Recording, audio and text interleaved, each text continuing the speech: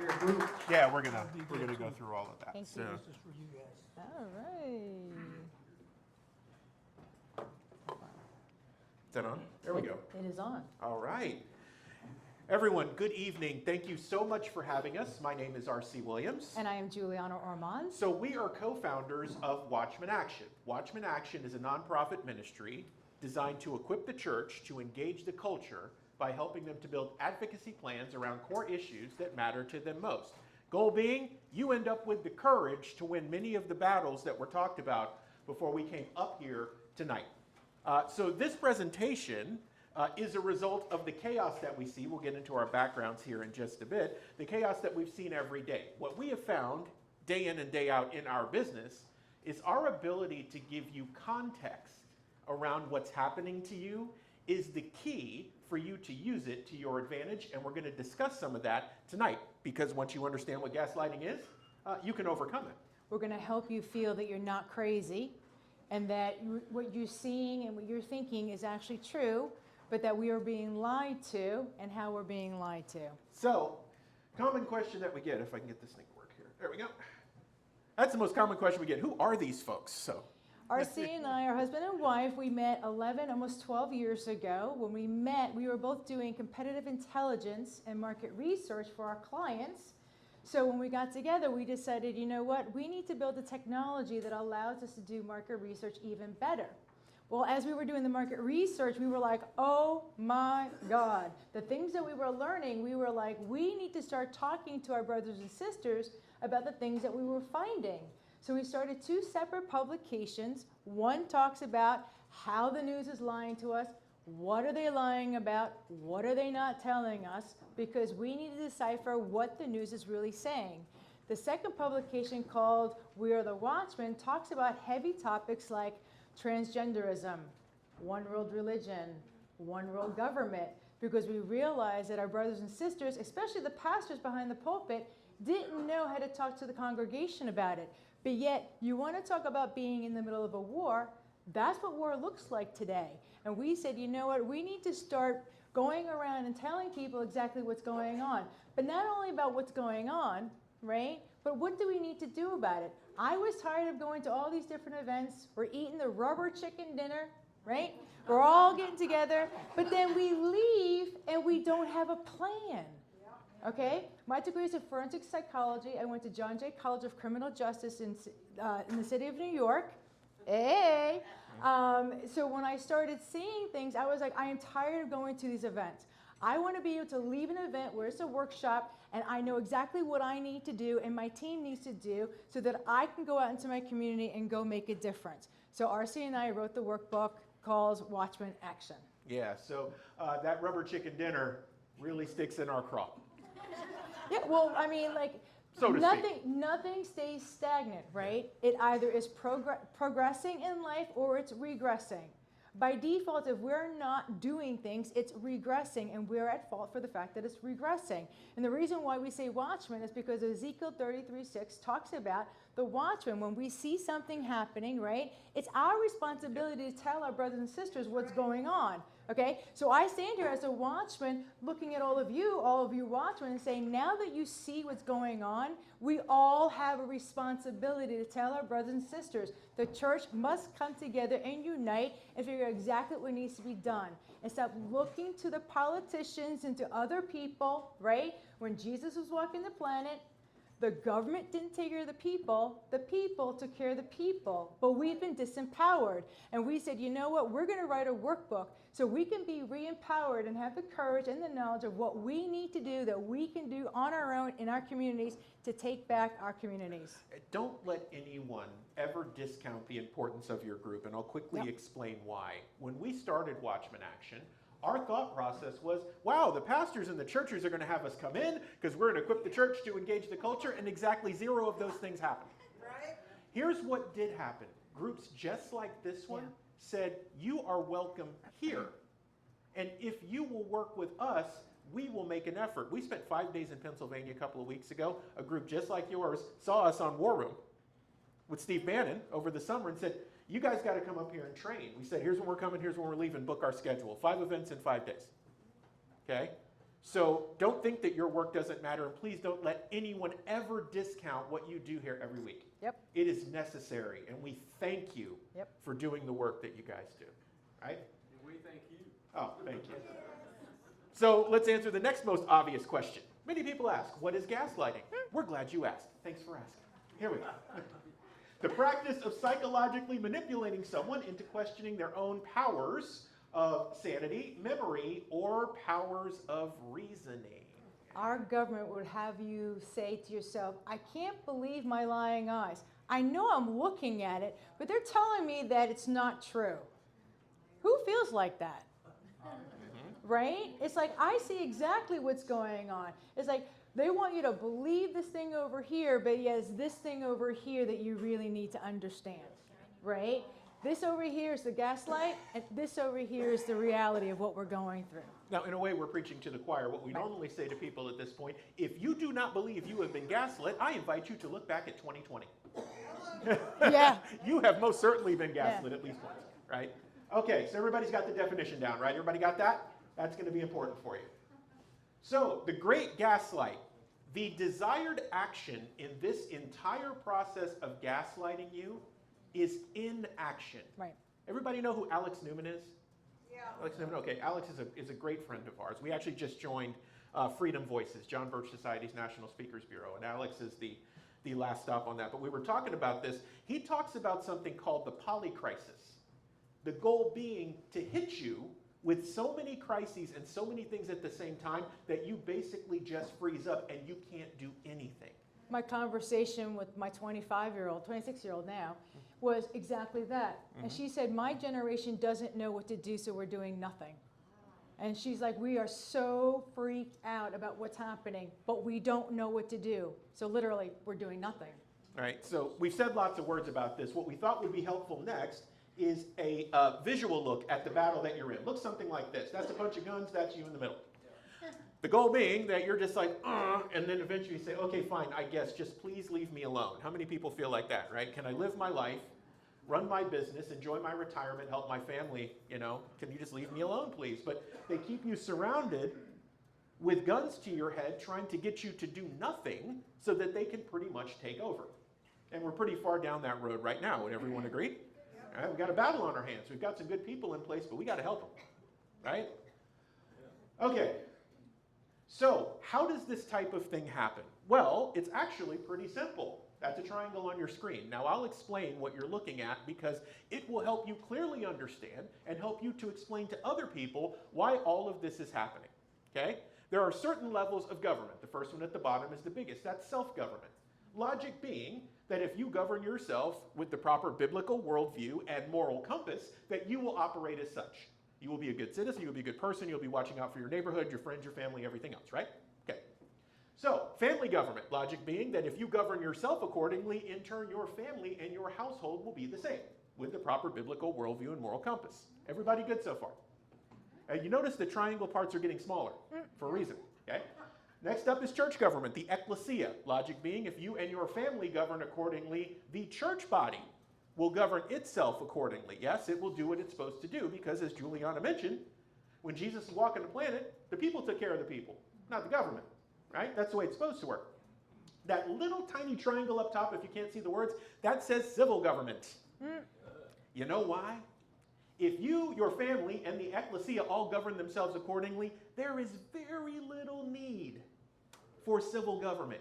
You know who knew that too? The founding fathers. That's why they designed the Constitution the way that they did. That is a function of the states creating an apparatus, not the other way around. Now, if that feels unusual to you right now, it is because that triangle is currently turned upside down. Remember in the 50s and 60s how the church used to be the center of the community? And everything we did was based on Tuesday we went to church and Sunday evening we went to church and we all got dressed up really nicely because we were doing church functions and the church really was the center of the community. And now, where's the church? Yeah, if you guys have seen, or Bill Federer has had an opportunity to come here, he tells a story about how the nation came together and how when Thomas Gage came over for the British, the first thing he wanted to stamp out was the town hall. Because the town hall was the place where we got business done. Interestingly enough, the city business and the church business used to get done in the same building. Interesting what happened when we separated the two, huh? All the snakes got in. You were talking about Congressman Franklin. Anybody seen him lately? No. Somebody throw up a flare or put him on a milk carton. Okay. Glad you're recording this. All right.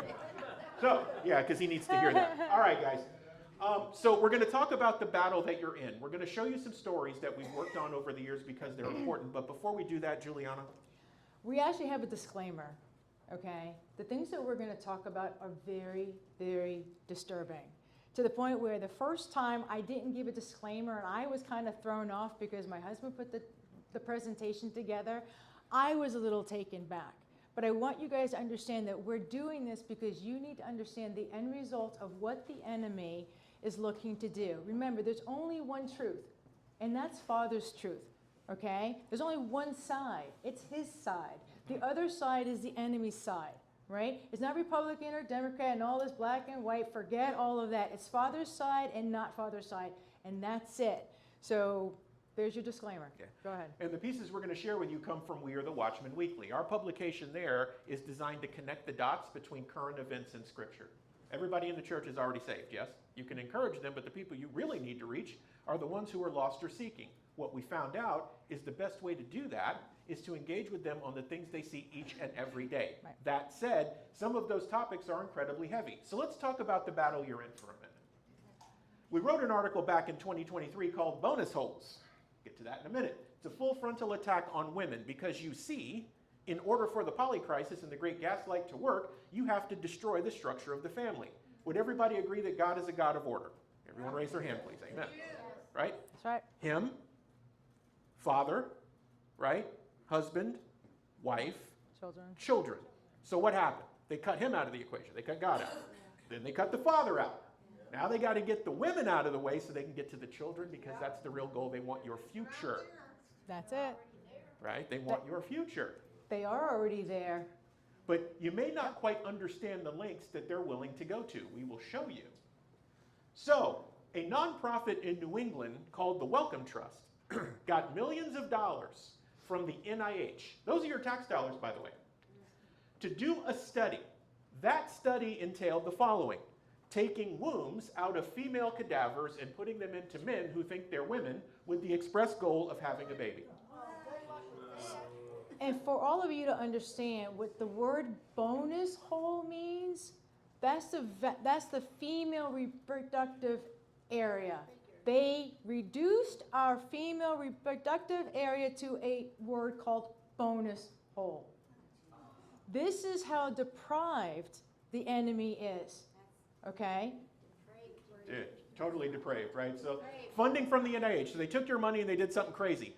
Maybe you've heard that before, but not to this degree. It's pretty scary, isn't it? Mm-hmm. Well, there's more.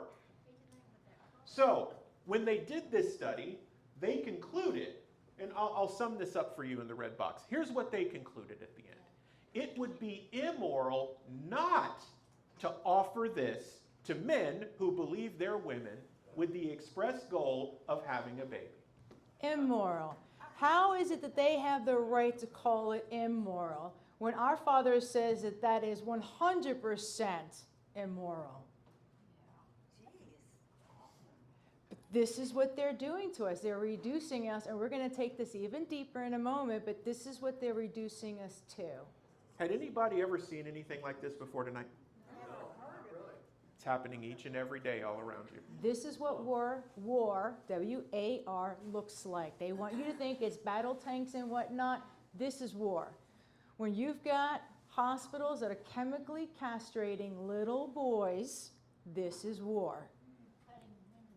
This is why we entitled these slides The Battle That You're In, because you are still in it. It's a different type of warfare. Let's continue.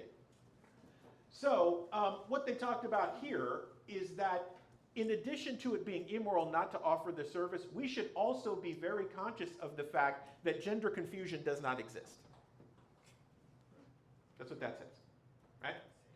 And so following these developments, they said, look, it may sound non-feasible for this to happen, but we can re-engineer the body of a man who believes they're a woman to be able to give birth through their bonus hole. Y'all know what that means. Yes, this is real, guys, right? This is actually happening. And Your this- tax dollars paying for it. This story's almost 3 years old. We've done follow-ups on this, and if you go to read that story, we actually went through the study that the Wellcome Trust did. They have detailed diagrams of how this would actually work.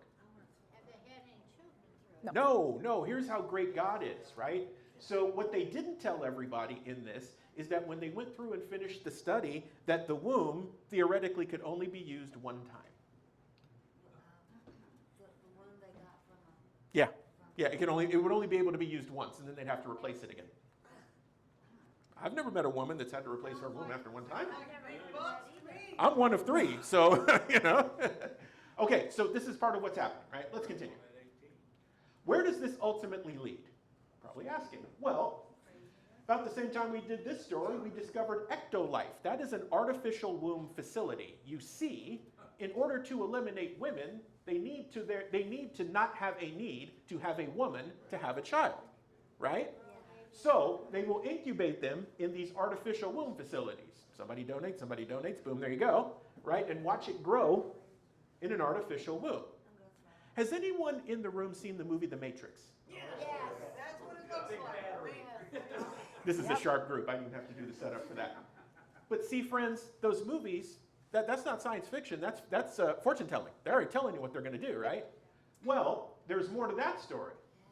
So the New Yorker wrote about the future of fertility to revolutionize, you know it's going to be bad, human reproduction, to the point where, Julianna, you don't even need a woman. You could have 2 men, 3 men, 8 women, whatever you want to do, right? And if you don't believe us and you don't believe the New Yorker, I invite you to look at a headline from the Wall Street Journal about 18 months ago. They can now take a cell from a single person and make a baby. They can take cells from 8 people and splice it and make a baby. They don't need females to make a baby. They don't need the female eggs anymore? No. No, they can take cells, they can take cancer cells, they can take one cell, they can do whatever they want to do, they can create one, to the point where the Wall Street Journal actually gave this article air. A Japanese scientist who is gay and wanted to have kids with his partner said, I can solve this problem. No, you can't, pal. That's not the way this works. So, but you see, right, what have we seen here? That the enemy will give air to things that are so ridiculous on their face that you're like, I just can't believe that's happening. But eventually, But it is. it's actually happening. You're like, oh my God, I can't do this. I cannot deal with this. We've had people tell us, I don't believe that. Well, don't believe us. Go look for yourself. I just want to take a second and say this is not a political issue. These are the things that we're talking about were done thousands of years ago.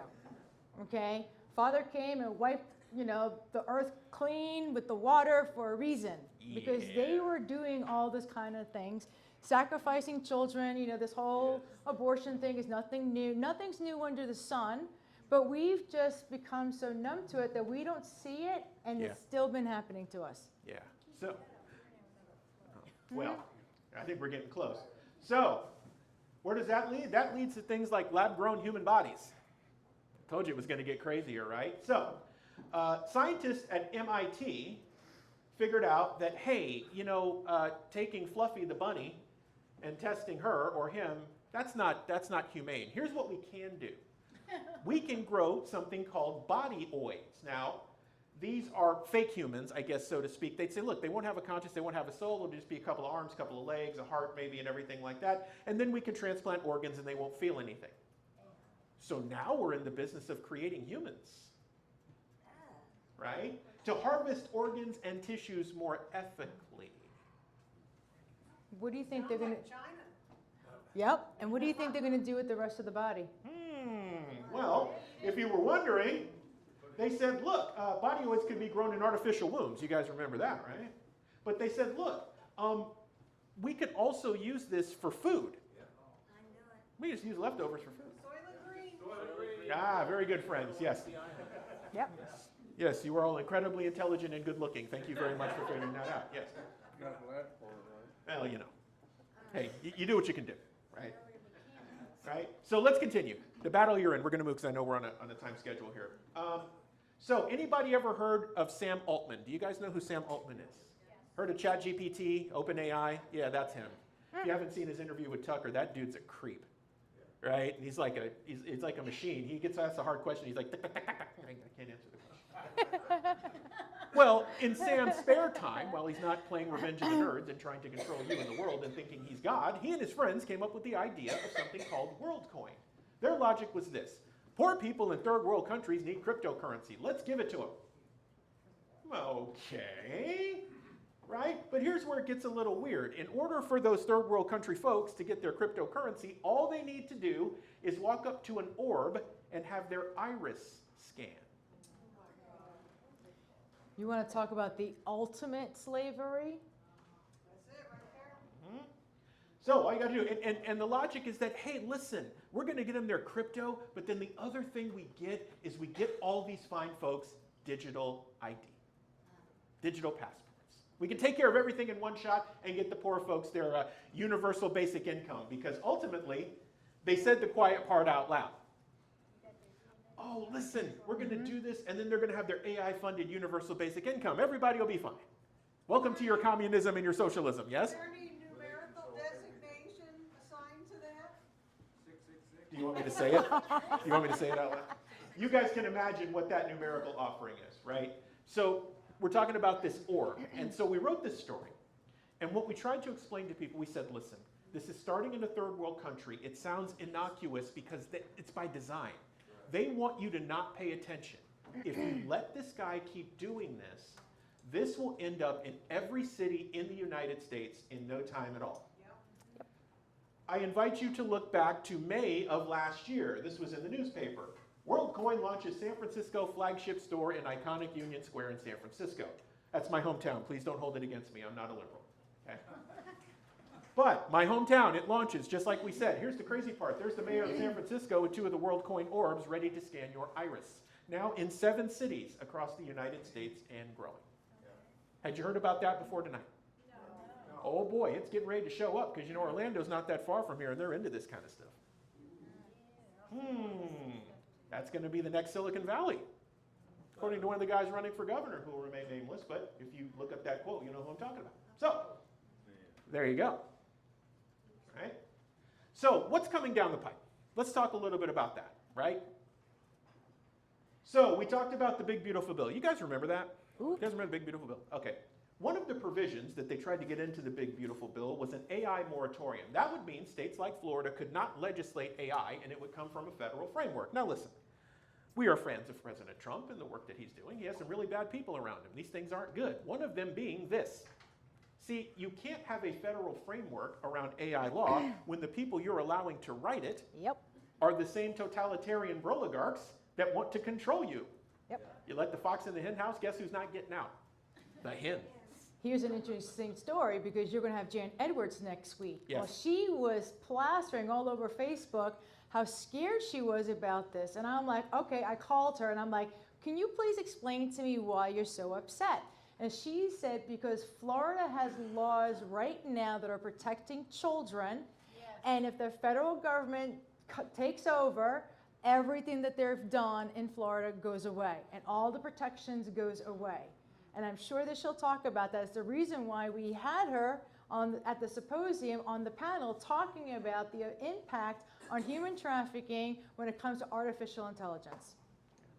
So Joe Allen from War Room, we've had extensive conversations with him. He's done the AI and Education Symposium. We did it at High Point Church a couple months back.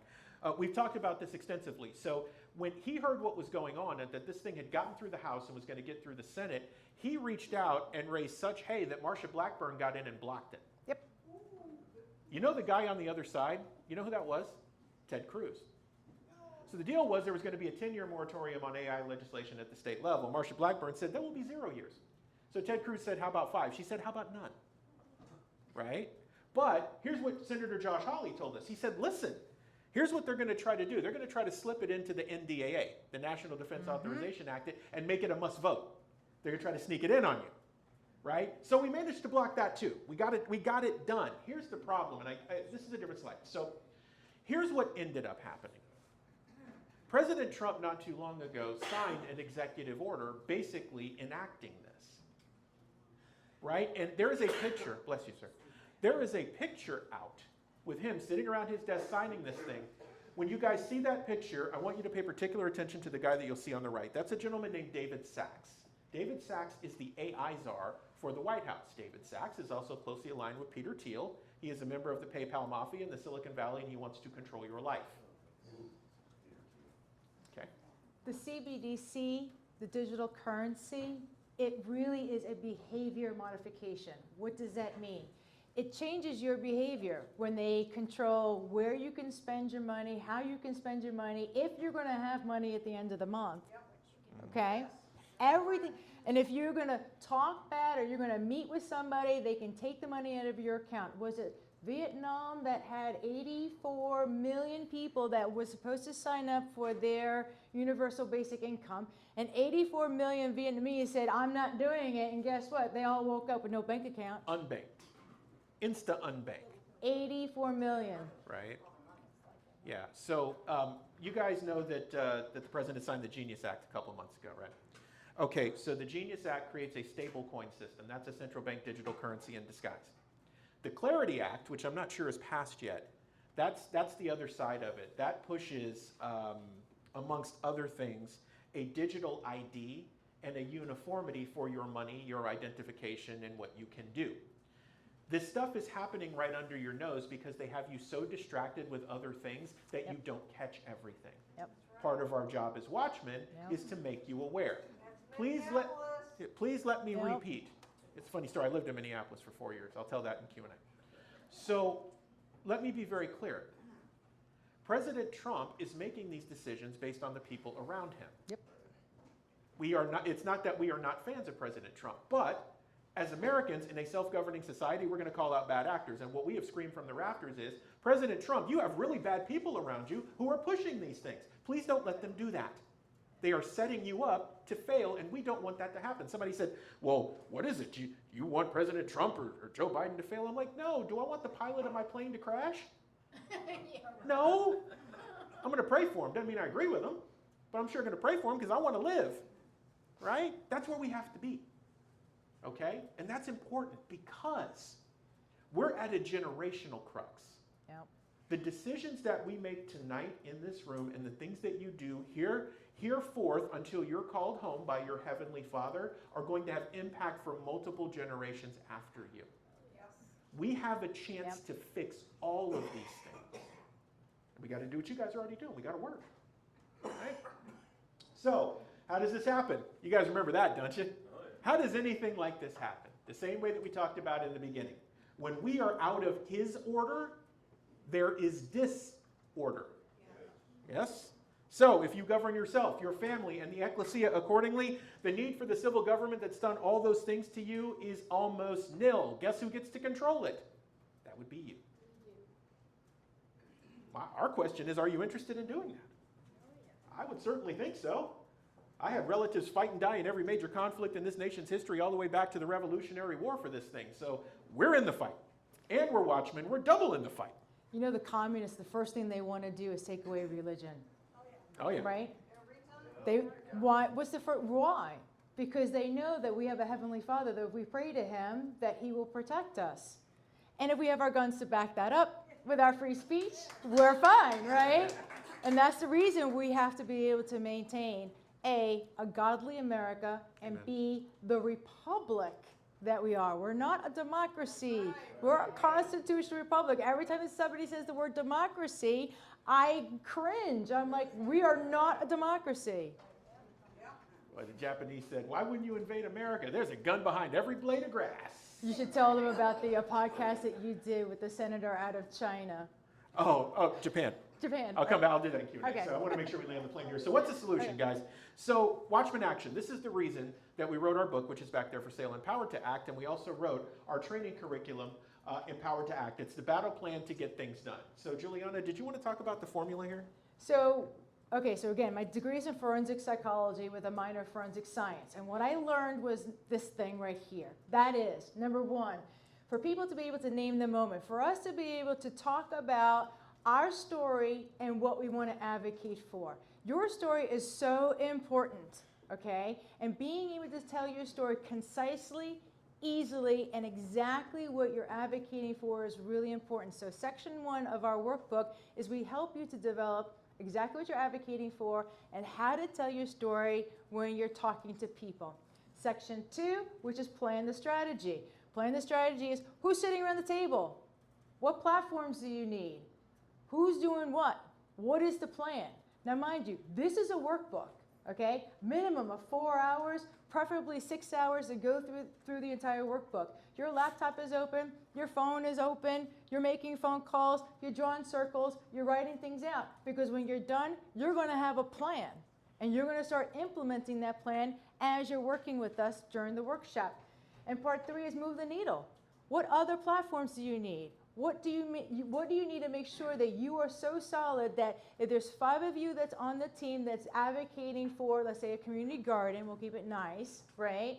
That all 5 of you know what you need to do, how you need to do it to make sure that you get to your goals. It's really important for us to work together in unity to move the agendas forward that we wanted to do. So again, part 1 is what is your story and what you're advocating for? Part 2 is how do you build the strategy? And then part 3 is making sure that you have all the tools so that you get to your goal the way that you need to. Yeah, so you guys remember that we had the rubber chicken dinner up there, right? So one of the challenges is, what we discovered is if in 4 hours or less we can get you moving and you take an action while you're in a training, you are 90% or greater to continue taking those actions. But if you walk out of the room without taking one definitive action, you will not continue. I invite you all to look back at your life anytime that you trained on anything, and whether or not you took an action, you will see that this is clear, right? So we said, what's going to make us different for everybody else? Our ability at speed to get things done. Now, the workbook is extensive. We wrote a book called Empowered to Act. It's less than 50 pages, and people ask us why. And we said, we don't want people sitting around for 18 sittings to read a book. We want them to start reading and start taking action and getting things done, because that's the entire point, right? It's great that we read and we come together and we do all of these things, but we do have to get things done. So back to Pennsylvania, okay, we had a couple of different churches and several different organizations that brought us in and said, we're all doing different things. Does your workbook help us all to figure out who's the best at doing what and come together so that we can go out into the community or to Tallahassee or wherever we need to go so that we can, in a unified way, move the agendas forward? Because again, it wasn't about the different churches, it wasn't about the different organizations, it was about them coming together to do what we're all capable of doing. That was so important to us. And now we're looking to rally this area, different organizations, different churches, and saying, what can we do? This is our community.